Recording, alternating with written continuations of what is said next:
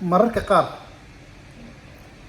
mararka qaar telefoonadana waxaa ka dhacaa silal aad iyo aad u khatar ah. Maalin dhowda anigoo iskaga jira Facebook ayaa waxaan arkay video nin iyo gabadh malaha dee qurbaha inta gabadh qurbaha ka timid way waddanka markaasi timid ninkuna waddanka ugu soo dhaweynayay marka ninkii gabadha yacni isma qabin laakiin qaab yacni muxiba ama qiiraha noqotayba ninkii gabadha ba habkiisa siiyeen marka dad badan baa falcelin ka sameeyay oo leh wuxuu ahaa sidan ma isugu dhigeen waa muxaram waa sidan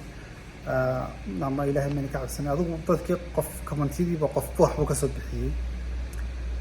muhiimadan u soo dhigay maaha taas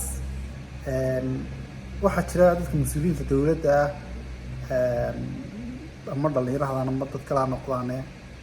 beejidkooda dad baa u maamula inta badan shilal baa ka dhaca markaa maalin dhowda shilkaas ka dhacay markaa ninka adminka ka pageka booliska Soomaaliyeed page book ku qoran yahay page malaha maxaa booliska Soomaaliya xubin kamid ah armiya ayaa markaas ka soo fakaday waxa ka soo fakaday yacni inuu leeyahay xoog buu gabadha ku haystaa oo kale comment ka soo bixiyay yacni entertainment ama yacni qosol comment ka soo bixiyay marka falcelin waxa ka dhalatay aad iyo aad u badan dad ilaa 100 iyo dheeraad kor u dhaafay repliga u galay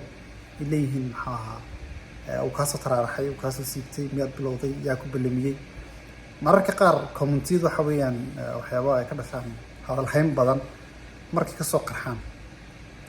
marka adigoo page ama shirkad ama wasaarad ama cid leedahay adigoo gacanta ku haya weli ma ka soo taraaraxay comment bal haddii uu ka soo taraaraxay comment ina ugu reeb. Assalaamu calaykum warahmatullahi wabarakatuh.